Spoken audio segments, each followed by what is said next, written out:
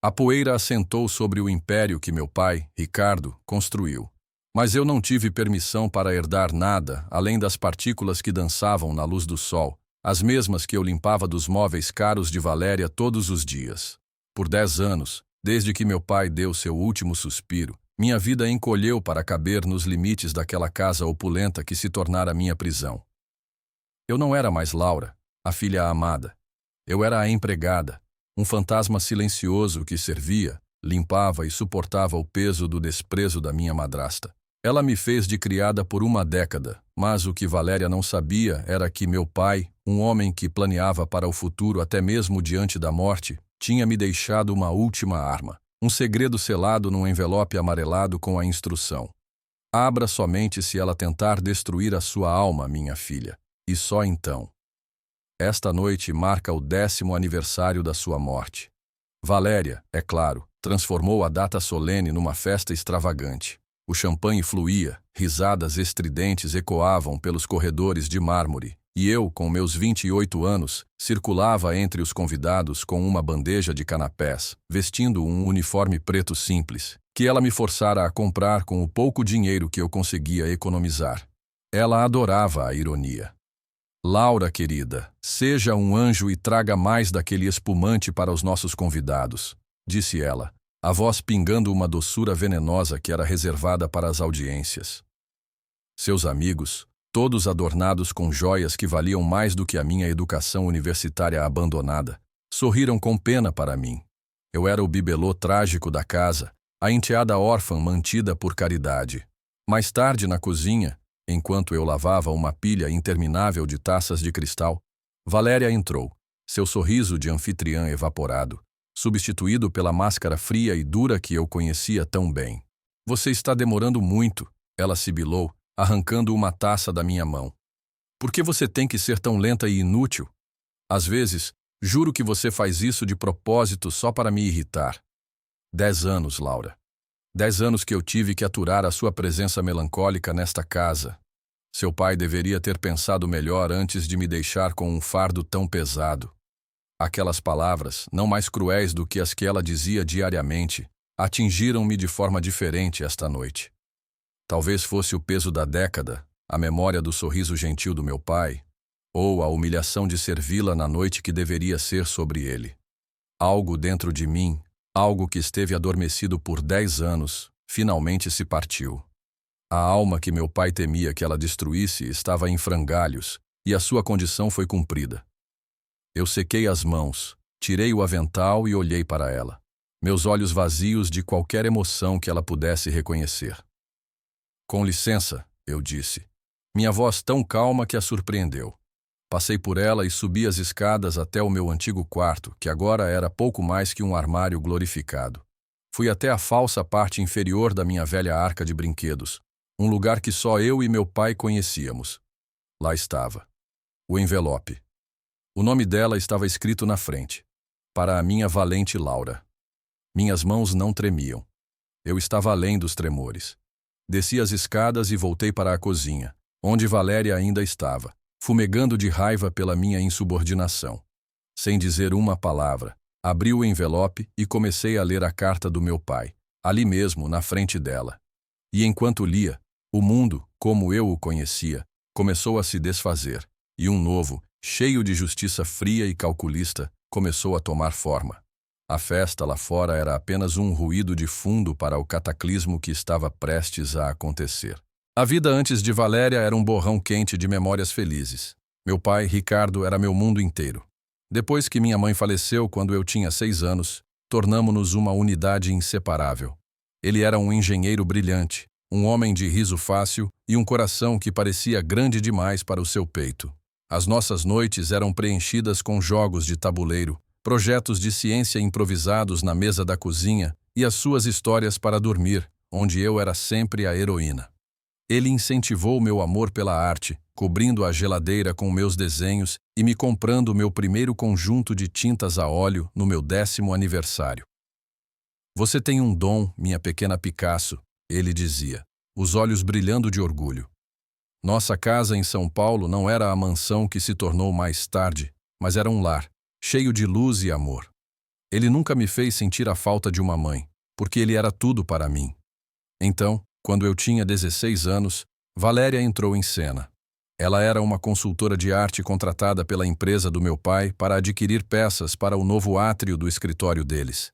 Ela era deslumbrante, sofisticada e tinha um jeito de fazer meu pai rir que eu não via há anos. No início, eu estava feliz por ele. Ele merecia a felicidade. Valéria jogou o papel da madrasta amorosa com perfeição. Ela elogiava minha arte, levava-me para fazer compras e falava sobre como éramos as garotas da vida de Ricardo. Mas mesmo naquela época, pequenas bandeiras vermelhas tremulavam na periferia da minha consciência.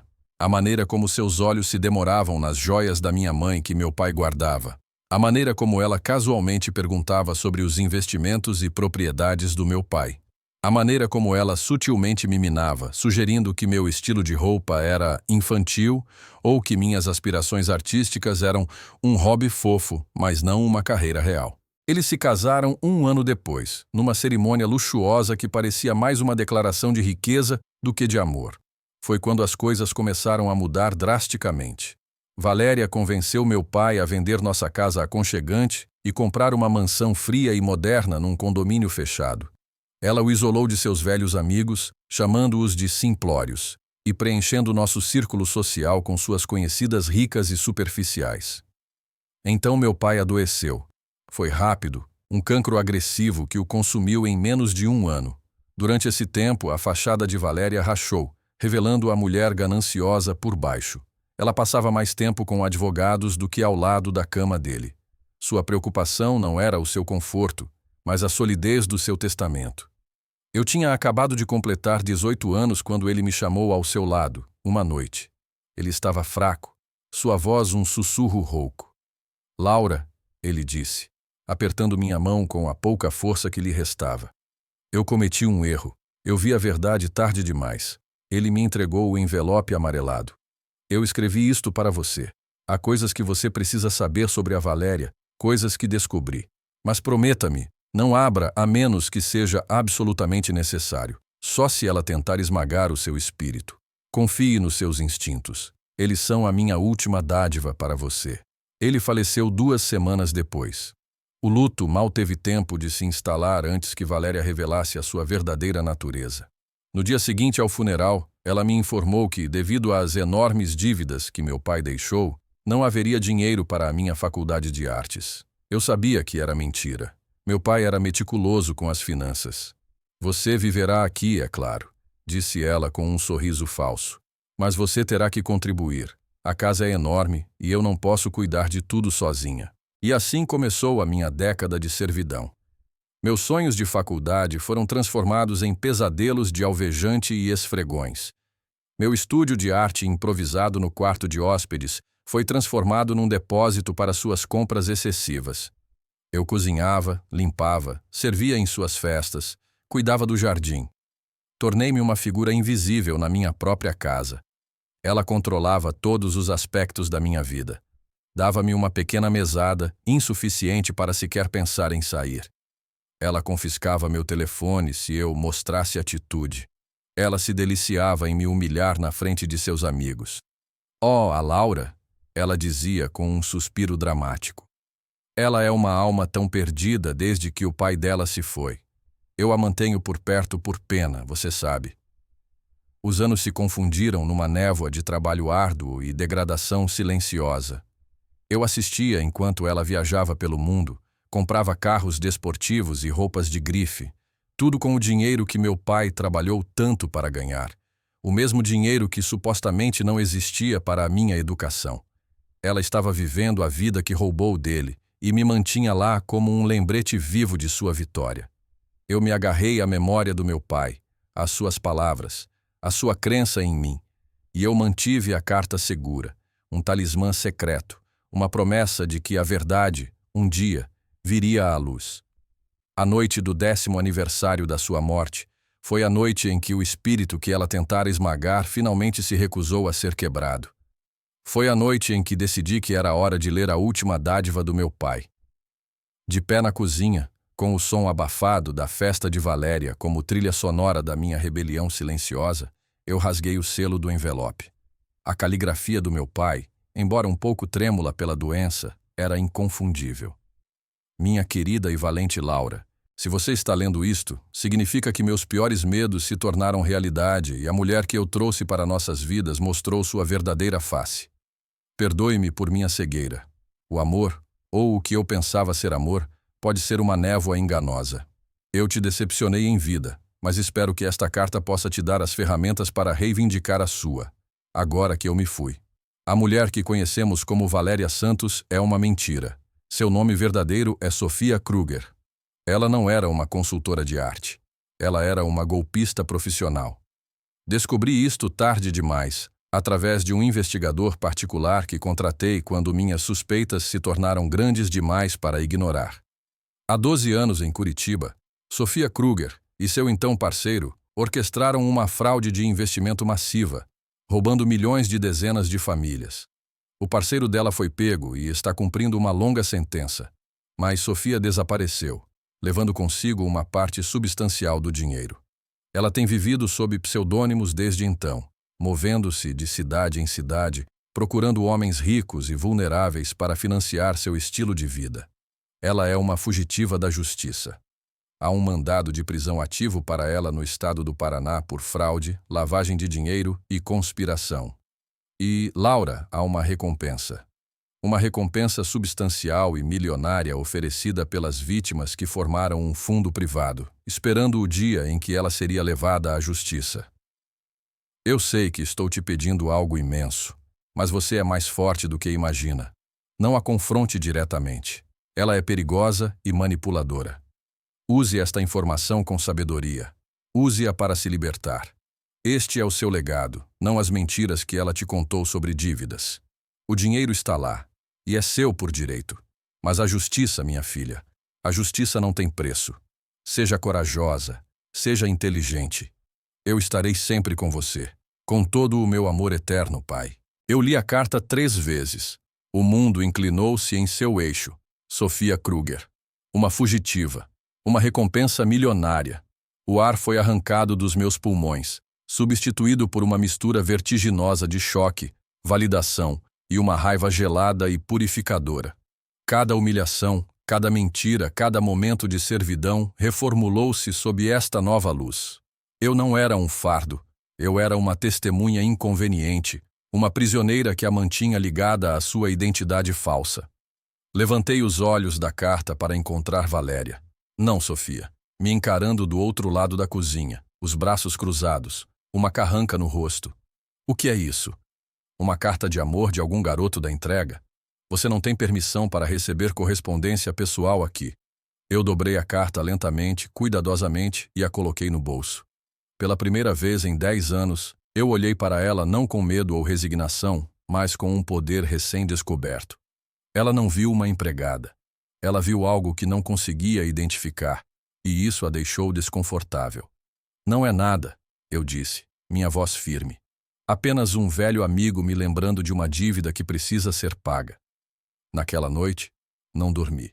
Sentei-me no meu quarto pequeno e escuro e comecei a planejar. O primeiro passo era a verificação. Usando o velho laptop que eu mantinha escondido dela, conectei-me à internet pública do bairro vizinho para não usar nosso Wi-Fi. Digitei Sofia Kruger Fraude Curitiba no motor de busca. Os resultados inundaram a tela. Artigos de notícias de uma década atrás detalhavam o golpe diamante. Havia fotos de seu parceiro de cara amarrada sendo levado. E lá estava ela. Uma foto granulada de uma mulher mais jovem, mas inegavelmente ela, com o título Procurada, Sofia Kruger, também conhecida como a Dama de Gelo. O artigo mencionava o fundo de recompensa privado, confirmando o seu valor multimilionário. Era tudo verdade. Meu pai me dera a chave, não apenas para a minha liberdade, mas para a sua queda. A vingança, eu decidi, não seria um ato de paixão quente, mas um prato servido no gelo, tão frio e calculado quanto os 10 anos de crueldade que ela me infligira. Eu continuaria a desempenhar meu papel, a criada mansa e obediente. Eu a embalaria numa falsa sensação de segurança, enquanto nos bastidores eu orquestraria o desmantelamento de sua vida. O palco perfeito, eu decidi, Seria seu evento mais querido. O baile de gala anual de caridade Corações Generosos. Um evento onde ela se pavoneava como uma grande filantropa, usando o dinheiro do meu pai para comprar admiração social. A ironia seria deliciosa. Eu faria contato com a polícia do Paraná, mas não ainda. O tempo tinha que ser perfeito. Por enquanto, eu era a atriz principal numa peça que só eu sabia que estava sendo encenada. E o ato final seria um espetáculo para a história. Nas semanas que se seguiram, a casa tornou-se o meu palco e eu, a atriz mais dedicada. A mudança em mim era interna, invisível para o olho não treinado, mas poderosa. Eu não me curvava mais sob o peso do desprezo de Sofia. Em vez disso, eu o usava como combustível. Cada ordem que ela ladrava, cada insulto que ela lançava, eu os absorvia e os transformava em tijolos para a fortaleza da minha determinação. Laura, os banheiros do andar de cima estão imundos. Você espera que eu viva na sujeira? Ela gritava da sua chaise longue. Imediatamente, Valéria. Eu respondia com uma docilidade que agora parecia uma arma. Eu me movia pela casa com um propósito renovado. Enquanto polia a prata, eu catalogava mentalmente os itens que seriam confiscados como produto de crime. Enquanto servia seus chás da tarde para suas amigas fofoqueiras, eu ouvia seus planos para o grande baile de gala de caridade, absorvendo cada detalhe que seria crucial para o meu próprio plano. O baile estava agendado para 6 semanas. Seria realizado na nossa própria casa, ou melhor, na casa do meu pai. Sofia adorava exibir sua riqueza e generosidade no seu próprio território. Perfeito. Meu próximo passo foi fazer o contato. Usando um telefone pré-pago que comprei com o dinheiro que vinha economizando secretamente, fiz a ligação para a Delegacia Central da Polícia Civil do Paraná. Pedi para falar com a Divisão de Crimes Financeiros e especificamente com o detetive encarregado do caso Golpe Diamante. Fui transferida para um homem chamado Detetive Moraes. Ele tinha uma voz cansada, mas afiada, a voz de um homem que perseguiu pistas falsas por muito tempo. Detetive Moraes falando. Detetive, comecei, minha voz um pouco mais alta do que eu pretendia. Eu tenho informações sobre o paradeiro de Sofia Kruger. Houve um silêncio na linha. Depois, um interesse aguçado. Quem está falando? Isso não importa agora. O que importa é que eu sei onde ela está. Ela vive em São Paulo sob o nome de Valéria Santos. E eu posso garantir que você possa prendê-la sem alarde, mas terá que ser nos meus termos. O ceticismo em sua voz era palpável. Senhora, recebemos dezenas de dicas como esta ao longo dos anos. Ela está organizando um baile de gala de caridade em sua casa em 6 semanas, interrompi. No dia 28 de novembro, a nata da Sociedade de São Paulo estará lá. Se você quiser pegá-la de surpresa cercada por pessoas que ela enganou para admirá-la, esse é o seu momento. Posso lhe dar o endereço, a lista de convidados, o layout da casa. Posso garantir que ela esteja num local específico, num momento específico. Houve outra pausa. Eu podia imaginá-lo se endireitando na cadeira. Por que você está fazendo isso? Digamos que eu tenho uma participação pessoal na justiça sendo feita. Respondi friamente. E na recompensa? A recompensa é substancial, ele confirmou. Exigirá verificação. Eu tenho a verificação definitiva. Sou a enteada dela. Vivi com ela por 10 anos. A carta do meu falecido pai detalha tudo. Enviarei uma cópia anônima para você. A partir daquele momento, o detetive Moraes tornou-se meu cúmplice relutante, mas cada vez mais convencido. Trocamos informações através de e-mails criptografados e chamadas breves do meu telefone descartável. Enviei-lhe o layout da mansão, marcando as entradas, saídas e a localização do escritório do meu pai, onde eu planeava que o confronto final acontecesse. Enquanto isso, em casa, eu aumentava a minha atuação. Comecei a parecer mais abatida, mais resignada. Deixei meus ombros caírem um pouco mais. Suspirei com mais frequência. Sofia adorou. Minha aparente derrota alimentava seu ego. Ela se tornou mais descuidada, mais arrogante. Você sabe, Laura, disse ela uma noite, enquanto eu lhe servia o jantar. Eu estava pensando. Talvez seja a hora de você seguir em frente. Depois do baile, claro. Eu poderia te arranjar um pequeno apartamento em algum lugar, longe. Seria o melhor para nós duas. Era uma ameaça velada, um exílio. Ela estava se cansando do seu brinquedo quebrado e estava pronta para descartá-lo.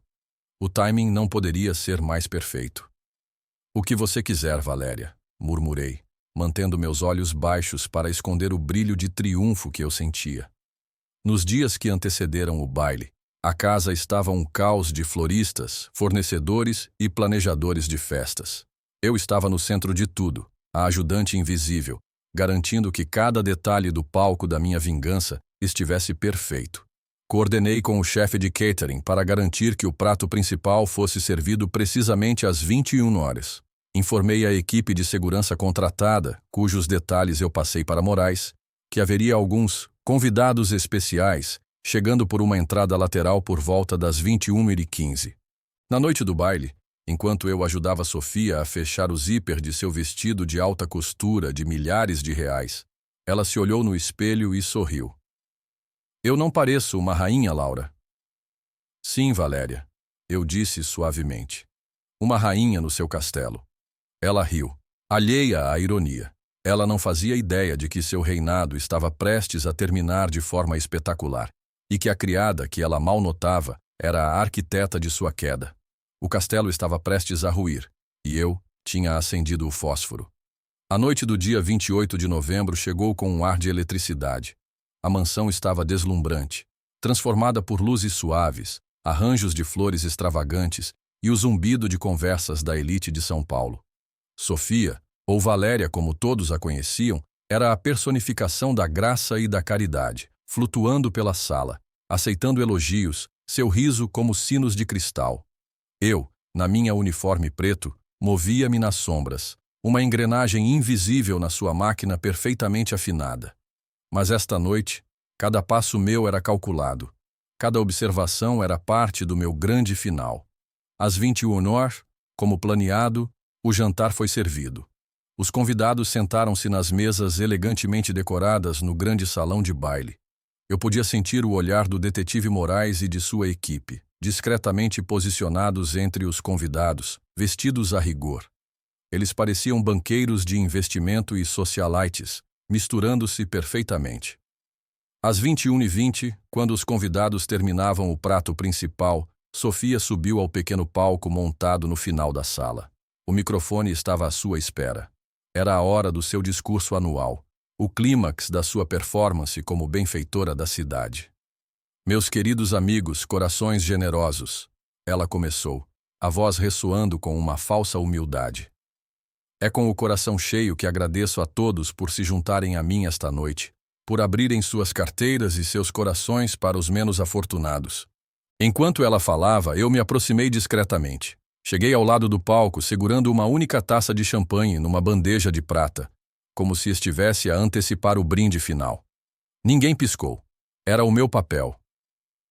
E é por isso que eventos como este são tão vitais. É sobre comunidade, sobre retribuir, sobre ser uma luz na escuridão, continuou ela.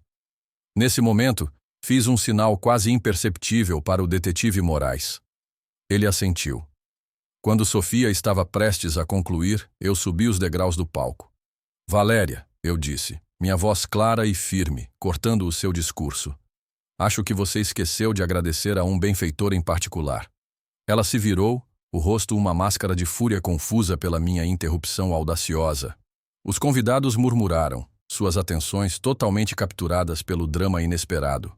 Do que você está falando, Laura? Saia do palco! Ela sibilou. Estou falando do meu pai, Ricardo. Eu disse, virando-me para a multidão atônita. O homem cujo dinheiro financiou esta festa, esta casa e cada peça de joalharia que esta mulher usa. A mesma mulher que me disse que ele morreu falido. O choque percorreu a sala. Sofia ficou pálida. Isso é um absurdo. Ela está perturbada. Oh, eu estou perturbada, com certeza, concordei, dando um passo mais perto dela. Mas não tanto quanto você estará em breve. Sofia. Eu disse o nome dela deliberadamente, observando o reconhecimento e o pânico faiscarem em seus olhos. Naquele instante, o detetive Moraes e 2 outros oficiais paisanos subiram ao palco do outro lado. Sofia Kruger, disse Moraes, sua voz calma, mas carregada de autoridade. Você está presa pelo mandado do Estado do Paraná por fraude, lavagem de dinheiro e conspiração. Sofia cambaleou para trás, olhando descontroladamente da polícia para mim. Não, meu nome é Valéria Santos, isto é um erro. Laura, diga a eles. Eu olhei para a mulher que me roubou 10 anos de vida. Eu já disse a eles tudo o que precisam saber. Eu disse friamente. Eu disse a eles onde encontrar a fugitiva conhecida como a Dama de Gelo. O pandemônio irrompeu. Os convidados levantaram-se, telemóveis a gravar, gritos de incredulidade a encher o ar. Os polícias algemaram uma Sofia que gritava e protestava, a sua fachada de elegância a desfazer-se para revelar a criminosa desesperada por baixo. Enquanto a levavam para fora do palco, eu peguei no microfone. Para aqueles que estão a gravar, eu disse, a minha voz a silenciar a sala. Deixem-me esclarecer. Esta mulher é uma criminosa procurada que se escondeu à vista de todos. Ela roubou o patrimônio do meu pai e me manteve como sua criada por uma década.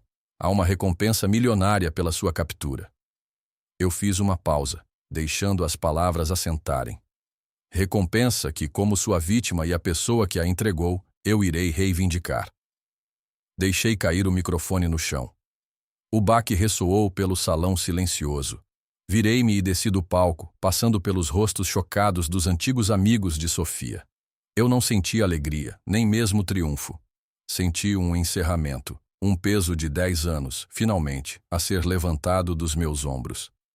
Enquanto a polícia a colocava numa viatura discreta, os nossos olhos encontraram-se uma última vez através do vidro. Eu não vi ódio no rosto dela. Eu vi a derrota. E isso foi mais do que suficiente. 6 meses depois da noite do baile, a poeira havia assentado, literal e figurativamente. A mansão, outrora um símbolo da minha opressão, fora vendida. Cada móvel ostentoso, cada peça de arte de mau gosto, cada vestígio de Sofia Kruger foi liquidado. O processo legal foi longo, mas com as provas esmagadoras e a confissão que ela acabou por fazer em troca de uma sentença reduzida, o resultado nunca esteve em dúvida. O Estado confiscou os bens adquiridos com dinheiro ilícito e o fundo de recompensa, após uma verificação completa, cumpriu a sua promessa. A liberdade, descobri, tinha um som. Era o som do meu próprio riso num apartamento claro e arejado no coração da cidade. Um lugar que eu escolhi e decorei com a minha própria arte. Era o som do pincel a deslizar sobre a tela. Uma paixão que eu tinha redescoberto com um fervor que me surpreendeu. Tinha me matriculado na faculdade de artes que sempre sonhei. Não como uma jovem de 18 anos, mas como uma mulher de quase 30, com uma perspectiva que nenhum dos meus colegas mais jovens poderia compreender. A recompensa não era apenas dinheiro, era tempo. Era a capacidade de recuperar os anos que me foram roubados. Usei uma parte para financiar a minha educação e o meu novo começo. O restante, investi com a ajuda de um consultor financeiro, garantindo que o legado do meu pai, tanto o financeiro quanto o de resiliência, perduraria. Às vezes eu sentava-me no café do campus a observar os estudantes apressados e pensava na jornada. A raiva que antes me consumia tinha se dissipado, substituída por uma paz tranquila. Eu percebi que a minha vingança não foi apenas sobre a queda de Sofia, foi sobre a minha ascensão. Tratava-se de honrar o último desejo do meu pai, que eu fosse corajosa, que eu fosse inteligente e que eu reivindicasse a minha vida. Ele não pôde me proteger da dor, mas deu-me um mapa para sair dela. A carta não era apenas sobre a identidade de Sofia. Era um testemunho da sua fé inabalável em mim, uma fé que eu tinha finalmente aprendido a ter em mim mesma. Eu não era mais a criada, a órfã ou a vítima. Eu era a herdeira do espírito indomável do meu pai. Eu era a artista. Eu era a arquiteta do meu próprio futuro. E pela primeira vez em muito, muito tempo, eu estava em casa. Agora quero saber a sua opinião. Se você estivesse no lugar de Laura, teria esperado o momento perfeito para a vingança ou teria confrontado a madrasta assim que descobriu a verdade na carta? E o que você acha que é mais poderoso? A justiça legal ou a satisfação de ver alguém que te humilhou ser exposto publicamente? Deixe sua opinião nos comentários abaixo e, se esta história de superação e justiça poética ressoou com você, por favor, clique no botão curtir e inscreva-se no nosso canal. Temos novas histórias emocionantes todos os dias e você não vai querer perder nenhuma. E não se esqueça de dar à história uma classificação de 1 a 10 nos comentários. Isso me ajuda a trazer mais conteúdo que você vai amar. Assista também ao vídeo que está aparecendo agora na sua tela para mais uma narrativa envolvente. Até breve. M.